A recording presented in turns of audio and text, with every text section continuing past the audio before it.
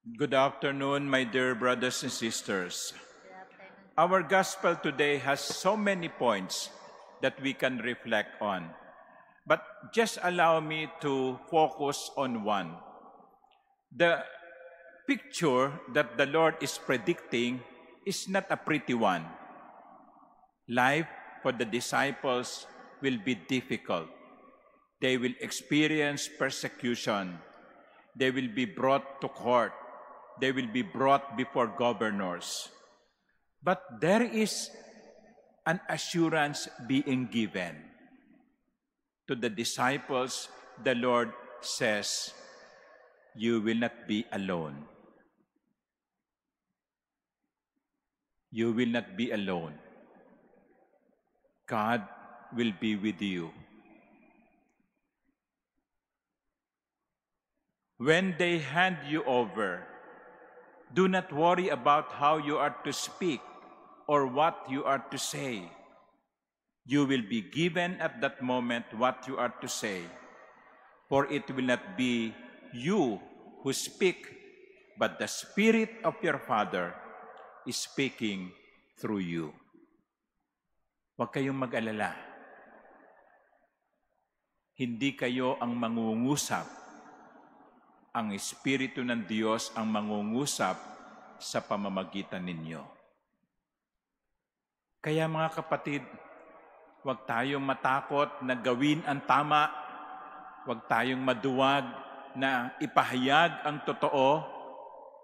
Huwag nating katakutan ang pwedeng makasakit ng ating katawan. Sapagkat ang katiyakang ibinibigay ng Diyos ay hindi ka nag-iisa.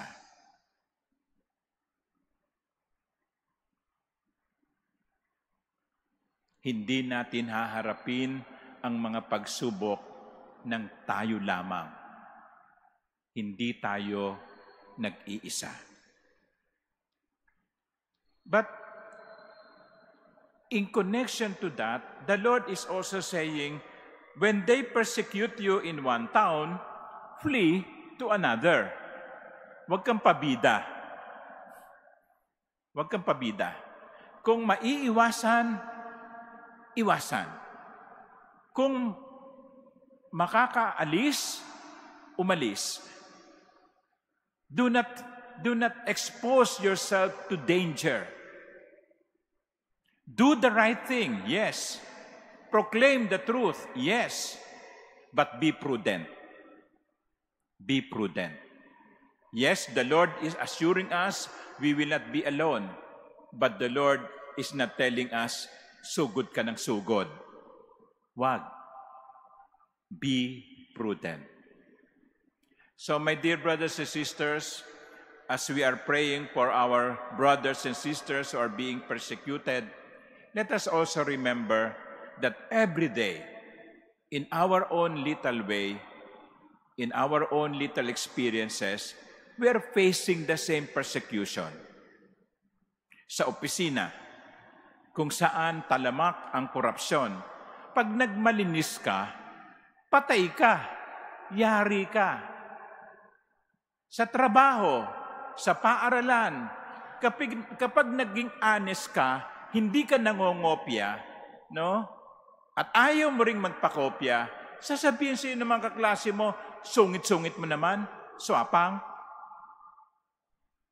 Sa tahanan, kapag lagi kang nagdarasal o nagsisimba, minsan kakantsawan ka ng mga kasama mo sa bahay.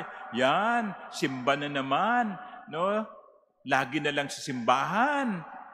Di ba? Every day, we are exposed to those temptations. We are exposed to those experiences of persecution. Anong gagawin mo? Titiklop? Ililihim mo ang ginagawa mong tama? Hindi. Sa Ebanghelyo, sinasabi sa atin, gawin mo ang tama. Gawin mo, ipahayag mo ang totoo. Huwag kang matakot. Kasama mo ang Diyos. Pero, huwag kang pabida. Let us pray for one another. Let us pray that the communion that we're going to receive, the body of Christ that we are going to receive, will give us the strength and the courage to do what is right. Amen.